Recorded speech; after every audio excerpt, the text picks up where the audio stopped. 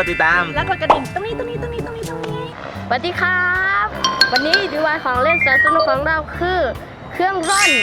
The Arrow หรือธนูสังหารนั่นเองละครับเหมือนธนูเลยนะครับเหมือนจริงสดๆกันอื่นเดี๋ยวเราไปดูวิธีการทำกันก่อนเลย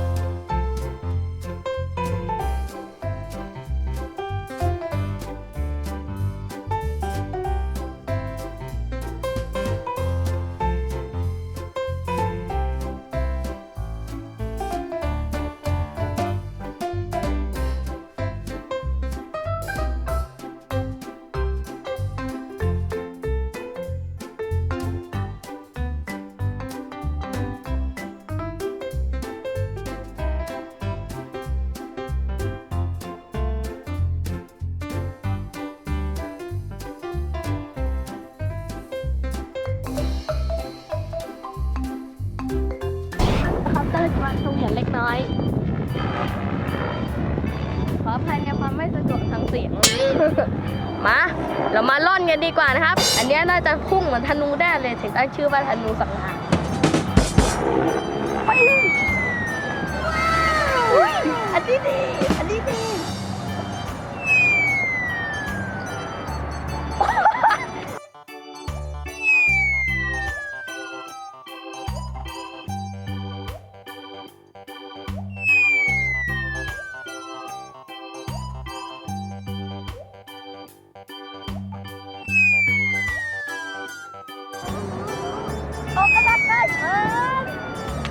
ลำนี้ถือว่าสุดยอดมากๆล่นได้ไกลสุดๆไปเลยถ้าเพื่อนคนไหนพลาดลำนี้นี่ก็เสียดายแทนเลยครับเพราะว่ามันเล่นดีมากแถมยังรอดได้ไกลอีกแล้วก็เจอกันใหม่คลิปหน้าแล้วอย่าลืมกดติดตามและกดกระดิ่งกุ้งกิ้งด้วยนะครับสำหรับวันนี้สวัสดีครับบ๊ายบาย